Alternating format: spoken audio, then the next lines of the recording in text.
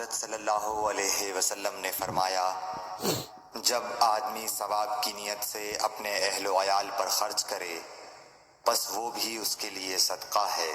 صحیح بخاری حدیث نمبر 55۔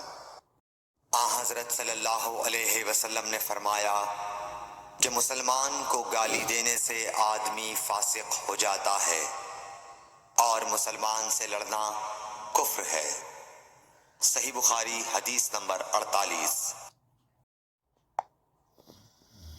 رسول اللہ صلی اللہ علیہ وسلم نے فرمایا، جو شخص شب قدر ایمان کے ساتھ محض ثواب آخرت کے لیے ذکر و عبادت میں گزارے اس کے گزشتہ گناہ بخش دیے جاتے ہیں۔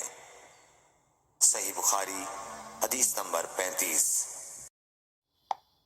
رسول کریم صلی اللہ علیہ وسلم نے فرمایا، قسم ہے اس ذات کی جس کے ہاتھ میں میری جان ہے، تم میں سے کوئی بھی ایماندار نہ ہوگا جب تک میں اس کے والد اور اولاد سے بھی زیادہ اس کا محبوب نہ بن جاؤں۔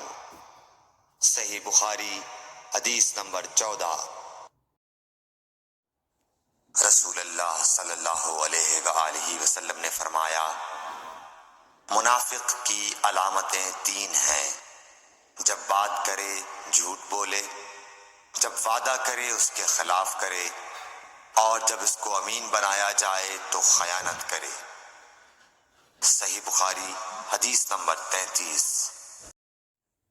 حضور اکرم صلی اللہ علیہ وآلہ وسلم نے فرمایا، تم میں سے کوئی شخص ایماندار نہ ہوگا جب تک اپنے بھائی کے لیے وہ نہ چاہے جو اپنے نفس کے لیے چاہتا ہے۔